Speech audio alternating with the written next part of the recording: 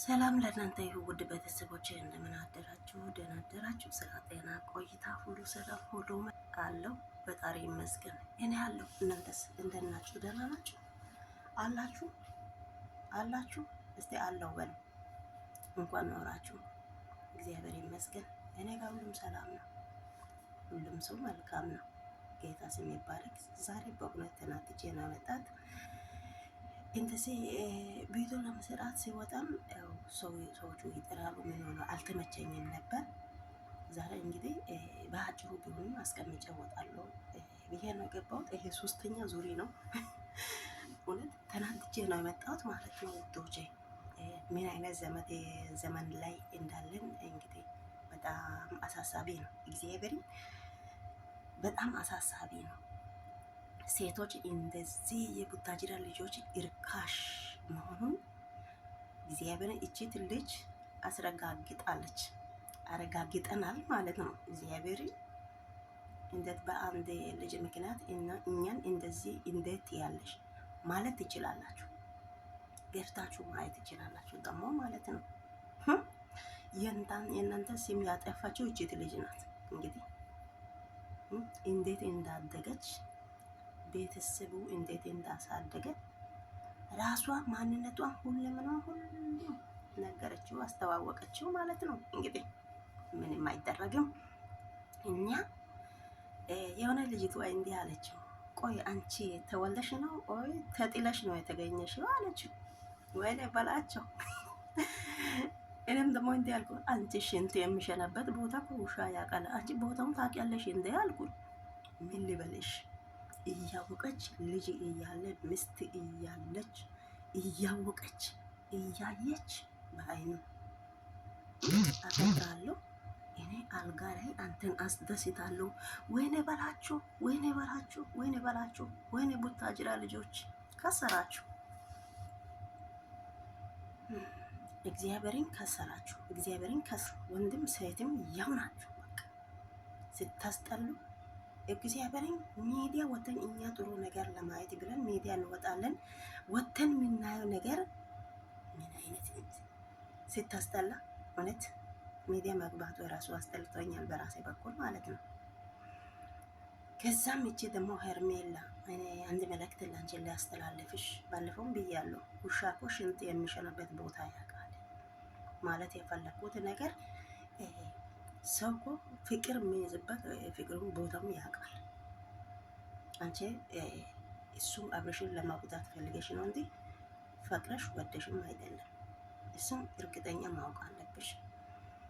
ሁለተኛ ደግሞ ቤተሰቦችሽን አዋርደሽ በቁም ቀብረሽ ለራስሽ ስሜት ብቻ አስቀድመሽ ሴቶችንም ያንቺ እናትም እህቶችም ኦዲየንስም በሴቶች ስም ሁሉም አበላሽተሽ አዋርደሽ ላንቺ ስሜት ብለሽ የሴት ሁሉ ስም አጥፍተሽ ሚዲያ ላይ ወጥተሽ እኔ በአልጋ ላይ አስደስታለሁ ብለሽ ለወንድ አንቺ ትንሽ አታፍሪም? ያንቺ እኔ ግልጽ ነው የምነግረው። እግዚአብሔር ውዶች ምንም አትቀየሙ፣ ለኔ ምንም አትበሉ ማለትም አልፈልግም።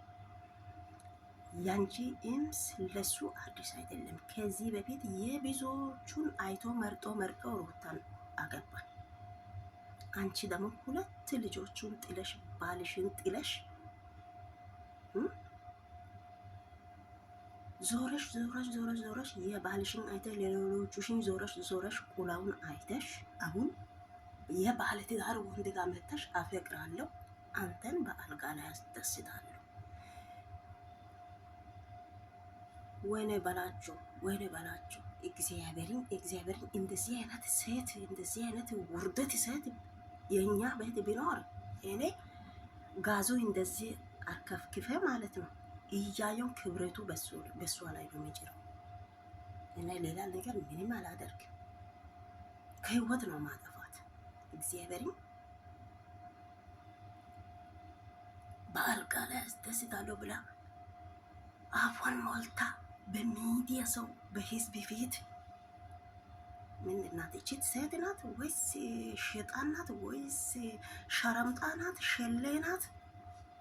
በቃ አሁን ለምሳሌ ከሷ የሚወለድ ልጅ የተወለደ ልጅ ይህንን ቪዲዮ አይቶ እሷን ምን ይላል? ምን አይነት ሴት ምን አይነት እናት ይላል? የሚገርም ነገር እኮ ነው። አሳፋሪ ነሽ። እግዚአብሔርን ቦታ ማታቂ አሳፋሪ ልጅ ነሽ። ክብርሽን አዋርደሽ ቤተሰቦችሽን አዋርደሽ ኦደንስ ሁሉን አዋርደሽ ሴቶቹን ሁሉን አዋርደሽ ዳና ነገር ጥሩ ነገር ይዘሽ ብትመጪ ችግር የለም። አልተገራዝሽ መሰል ለዛ እንትኑ ቆሞ ነው። አይ ለሌላ ነገር አይደለም። የእውነት ስታስጠልኝ ዳና ነገር አይደለም እኮ የያዝሽው። ወይኔ ወይኔ ውዶቼ ቤተሰቦቼ ቅር እንዳትሉ ስሜታዊ ስለሆንኩ ነው። ማለት የፈለከው ነገር ሁሉ ለሷ ማለት ፈልጋለሁ። እግዚአብሔር ደህና ነገር ጥሩ ነገር ይዘሽ ብትወጂም ችግር የለም።